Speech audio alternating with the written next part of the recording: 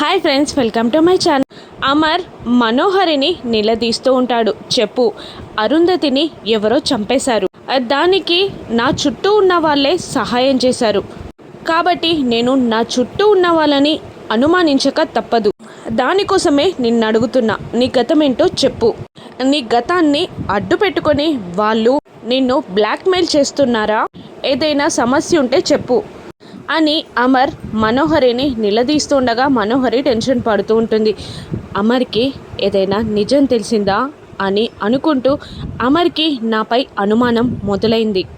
ఎలాగైనా జాగ్రత్తగా వ్యవహరించాలి అని అనుకొని నోరు విప్పి చెప్పే అంత మంచి గతం కాదమర్. నా గతం వల్ల ఎవరికి ఏ సమస్య రాదు, అంతకు మించి నేను చెప్పలేను అని మనోహరి అనేస్తుంది. దాంతో సరే వెళ్ళు అని అమర్ అంటాడు. అప్పుడు నిజంగా వెళ్ళొచ్చా అని మనోహరి అడగ్గా అవును వెళ్ళు అని అమర్ అనేస్తాడు. ఇక వెళ్తున్న మనోహరిని రాథోడ్ ఆపడానికి ట్రై చేయబోతూ ఆగిపోతాడు. మనోహరి వెళ్ళగాల అదేంటి సార్ అలా వెళ్ళనిచ్చారు, మీరు ఇంకాస్త గట్టిగా అడిగితే నిజం చెప్పేదేమో అని అంటుంటాడు రాథోడ్.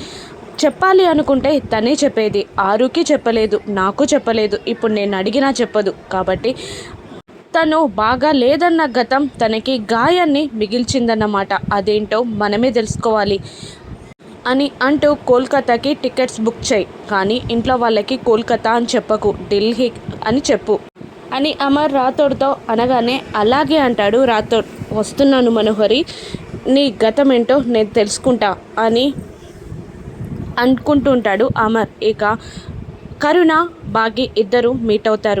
ఆరు అక్క కొడైకెనాల్ అక్క ఒక్కరే అని ఆ బాగి కరుణకి చెప్పగానే బాగిని అక్కడ ఇక్కడ ముట్టుకొని చూసి నీకేదైనా దెబ్బ తగిలిందా, నీకేమైనా పిచ్చి పట్టిందా, గతం మర్చిపోయావా అని పిచ్చి పిచ్చి ప్రశ్నలు వేస్తూ ఉంటుంది బాగిని. కరుణ నీ బొంద, నేను గతం మర్చిపోతే నిన్నెలా గుర్తుపెట్టుకుంటానే, నేను చెప్పిందంతా నిజం. నేను వెతుక్కుంటూ కొడైకెనాల్కి వెళ్ళిన అక్క ఆరుయే. ఎంత దూరంలో ఉన్నా తన మాటతో నాకు భరోసా ఇచ్చింది, నన్ను కష్టాల నుండి బయటపడేలా చేసింది అని అంటూ ఉంటుంది బాగి. ఇక ఒక్క నిమిషం భయపడిపోతుంది కరుణ. ఈ విషయం నేను తట్టుకోలేకపోతున్నానే, నా కాళ్ళ కింద భూమి కంపించినట్టు అవుతుంది, నువ్వెలా తట్టుకోగలిగావే, అసలు మీ ఆయన ఇన్నాళ్ళు నీకు ఎందుకు అబద్ధం చెప్పాడు అని కరుణ ప్రశ్నిస్తూ ఉండగా నా కోసమేనే, నేను బాధపడకూడదు అని చెప్పారంతే అని అంటూ ఉంటుంది బాగి. అసలు నాకు ఏమీ అర్థం కావట్లేదే, అక్క మాటతో నాకు ధైర్యం ఇవ్వడం ఏంటి, కొడైకెనాల్కి నేను వెళ్ళడం ఏంటి, అక్కడ ఆయన నా ప్రాణాలు కాపాడడం ఏంటి, ఆ రోజు అక్క చనిపోవడం ఏంటి, అక్క చనిపోకముందే ఆ తాళి నాకు చేరడం ఏంటి, అక్క ప్రాణంగా ప్రేమించిన కుటుంబం నా కుటుంబం అవ్వడం ఏంటి, నాకు తెలియకుండా ఆయనకి నాకు బంధం ముడిపడం ఏంటి, అసలు ఇది ఏదో పర్పస్ మీద జరిగినట్టు అనిపిస్తుంది అని బాగి ఫ్లోలో చెప్పుకుంటూ వెళ్ళిపోతుంది. అప్పుడే బాగి ఫోన్ రింగ్ అవుతుంది. కరుణ వెళ్ళి మొబైల్ తీసుకొచ్చి బాగీకి ఇవ్వగానే రాథోడ్ కాలింగ్ అని పడుతుంది. అది చెప్పు రాథోడ్ అని అంటూ ఉండగా వినోద్ బాబు వచ్చేస్తున్నాడు, తొందరగా రా ఇంటికి అని అంటూ ఉంటుంది. రాథోడ్ బాగీతో రేపు వస్తున్నాడు కదా అని అనగానే సర్ప్రైజ్ విజిట్ కోసం ఈరోజే వస్తున్నాడు రా అని రాతో చెప్పగానే అలాగే అంటూ బాగి అక్కడి నుండి బయలుదేరుతుంది. వినోద్ రాక కోసం అన్ని ఏర్పాట్లు చేసి హడావుడి పడుతూ ఉంటుంది నిర్మలమ్మ. ఇక ఏదో మర్చిపోగానే నాకు ఇవేవి గుర్తుండట్లేదు అని అంటూ ఉంటుంది నిర్మలమ్మ.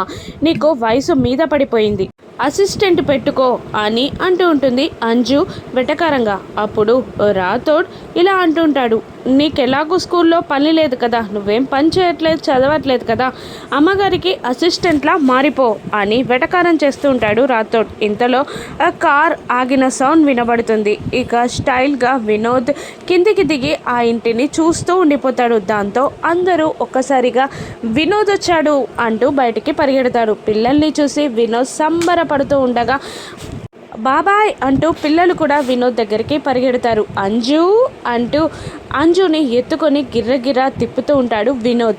పిల్లలు నలుగురు ప్రేమగా ఆప్యాయంగా మాట్లాడుతుండగా నన్ను మిస్ అయ్యారా మీరు అని అడుగుతుంటాడు వినోద్. కొడైకెనాల్లో ఉన్నప్పుడు మిస్ అవ్వలేదు, కానీ ఇక్కడ మాత్రం చాలా మిస్ అయ్యాం.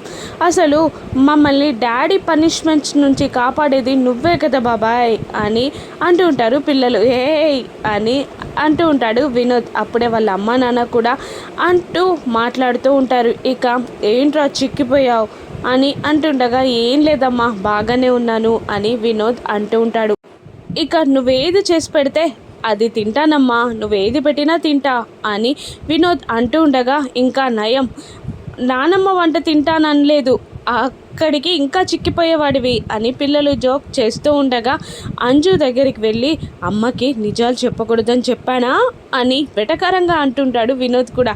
అరే వినోద్ నువ్వు కూడానా అని నిర్మలమ్మ వినోద్ని ఒక్క దెబ్బ వేస్తుంది. ఇక సదాశివం గారికి హగ్ ఇస్తూ ఉండగా అమర్ అక్కడికి వస్తాడు. అమర్ పాదాలకి దండం పెట్టి ఆశీర్వాదం తీసుకుంటున్న వినోద్ని గట్టిగా హగ్ చేసుకుంటాడు అమర్.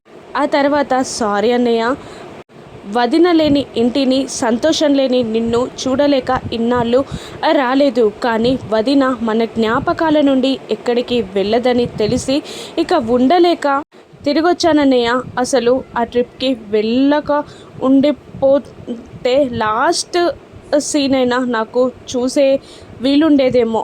అసలు లాస్ట్ టైం వదినని చూడకూడని అన్లక్కీ ఫెలోనన్నయ్య నేను అని అంటుండగా నీదే తప్పు లేదురా, అలా జరుగుతుందని ఎవరికి తెలుసు, తను అక్కడికి ముగిసిపోయింది అంతే అని అమర్ అంటుంటాడు. ఇక్కడే నిలబెట్టి మాట్లాడేస్తారా వినోద్ బాబుని అని రాథోడ్ అనగానే రాథోడ్ బాగున్నావా అని వినోద్ పలకరిస్తాడు. ఇక అనామిక అప్పుడే ఎర్రనీళ్ళతో దిష్టి తీస్తూ ఉంటుంది. దిష్టి తీస్తున్న అనామికని వినోద్ అలా చూస్తూ ఉండిపోతాడు. మనోహరి టెన్షన్ పడుతూ ఉంటుంది. గుర్తుపట్టాడేమో ఆరుని అని. ఎవరు అని వినోద్ అడగగా పిల్లల కేర్ టేకర్ అనామిక అని అంటుండగా బాగా తెలిసిన అమ్మాయిలాగా ఉంది అని అంటుంటాడు వినోద్. మాకు అలాగే అనిపించింది, మంచి అమ్మాయి అని సదాశివం గారు నిర్మలమ్మ గారు సర్టిఫికెట్ ఇస్తారు. ఇక అందరూ లోపలికి వెళ్ళగా ఇల్లంతా చూసి వదిన ఫోటో లేదేంటన్నయ్య అని అనగానే పిల్లల్ని పైకి వెళ్ళమంటాడు అమర్. పిల్లలు ఆరు విషయంలో బాగా డిస్టర్బ్ అయ్యారు, వాళ్ళు డిస్టర్బెన్స్ ఉండకూడదని ఆరు ఫోటోని పై రూమ్లో పెట్టాను అని అమర్ అనగానే సరే నేను వదిన ఆశీర్వాదం తీసుకుని వస్తాను అంటూ పైకి వెళ్తాడు వినోద్. ఇక మనోహరి మనసులో వినోద్ని అడ్డం పెట్టుకొని ఆ భాగ్యని అమర్కి దూరం చేయాలని కన్నింగ్ ఆలోచన చేసుకుంటుంది. ఇక ఆరు ఫోటో దగ్గరికి వెళ్ళి ఏడుస్తూ అస్థికలని చేతిలో తీసుకొని ఆరుకి తనకి ఉన్న జ్ఞాపకాలు గుర్తు తెచ్చుకుంటూ ఉంటాడు వినోద్. అమెరికాలో మంచి యూనివర్సిటీలో సీట్ రావాలని ఆరు చాలా కంగారు పడుతూ ఉంటుంది. రిజల్ట్స్ డే నాడు వినోద్ కన్నా ఎక్కువ ఆరు టెన్షన్ పడుతుంది. సీట్ రావాలి అని టెన్షన్ పడుతూ అటు ఇటు తిరగ్గా సీట్ కన్ఫర్మ్ అయ్యాక వినోద్ వచ్చింది వదినా అంటూ ముందుగా ఆరుకి ఐఫై ఇవ్వగా పక్కనున్న అమర్ గుల్లుకుంటూ నిన్ను ఎగ్జామ్స్కి ప్రిపేర్ చేసింది నేను, కానీ క్రెడిట్ అంతా మీ వదినక అని అనగానే కాదన్నయ్య నాకు వదినే ఇంపార్టెంట్ అని వినోద్ సిల్లీగా అంటాడు. నేను మోరల్ సపోర్ట్ ఇచ్చానండి అని ఆరు అమాయకంగా చెప్పగానే మీ ఇద్దరిని అంటూ వినోద్ని కొట్టబోతూ ఉంటాడు అమర్. అబ్బా కొట్టకండి అని అంటూ ఆరు అమర్ని ఆపుతుండగా అక్కడున్న జ్ఞాపకాలని గుర్తు తెచ్చుకొని ఏడుస్తుంటాడు వినోద్. వెళ్ళేటప్పుడు కూడా ఆరుతో నాకు అక్కలేని లోటు తీర్చవదినా అంటూ కాళ్ళకి దండం పెట్టి మరీ అమెరికాకి వెళ్ళిపోతాడు వినోద్. ఆరు ఫోటో చూస్తూ నేను వచ్చేకి అమ్మలాగా గుమ్మం దగ్గర ఎదురు చూస్తానన్నావు కదినా, ఇలా ఎందుకు వదిలిపెట్టి వెళ్ళిపోయే వదినా అని ఏడుస్తూ ఉండగా అప్పుడే మనోహరి అక్కడికి వచ్చి చనిపోయే ముందు వరకు కూడా ఆరు కుటుంబాన్ని కాపాడింది, కానీ భాగ్య వచ్చాక అంతా తలకిందులయ్యింది, అన్ని ఊహించని సంఘటనలు జరిగాయి అని భాగ్యపై విషయాన్ని వినోద్ మనసులో నాటుతూ ఉంటుంది మనోహరి. ఏమంటున్నారు, ఆవిడ వచ్చాక అంతా సెటిల్ అయిందని అమ్మ చెప్పింది అని అనగానే అలాగే చెప్తారు, అలాగే అనుకోవాలి, అంతేకాని అమర్ని మోసం చేసి పెళ్ళి చేసుకున్నాక పిల్లల్ని అమర్కి దూరం చేస్తుందేమో అని నాకు చాలా టెన్షన్గా ఉంది అని అంటుంటుంది మను. ఏంటి అన్నయ్యకి పిల్లల్ని దూరం చేయడం ఏంటి అని వినోద్ అడుగుతుండగా, లేదంటే తల్లి కానిది పిల్లల్ని కళ్ళ తల్లిలాగా చూసుకుంటుంది అనుకుంటున్నావా అని మనోహరి అంటూనే, నువ్వు వెళ్ళి ఫ్రెష్ అయ్యిరా, ఆ తర్వాత ఇక్కడ సిచ్యువేషన్స్ అన్నీ నీకు అర్థమవుతాయి అని అంటూ బాగీ పైన విషబీజాన్ని వినోద్ మనసులో నాటుతుంది మనోహరి. ఇప్పుడు సిచ్యువేషన్స్ ఎలా మారనున్నాయో, వినోద్ మనసుని బాగీ ఎలా మార్చుతుందో రానున్న ఎపిసోడ్స్లో చూద్దాం. Thank you for watching.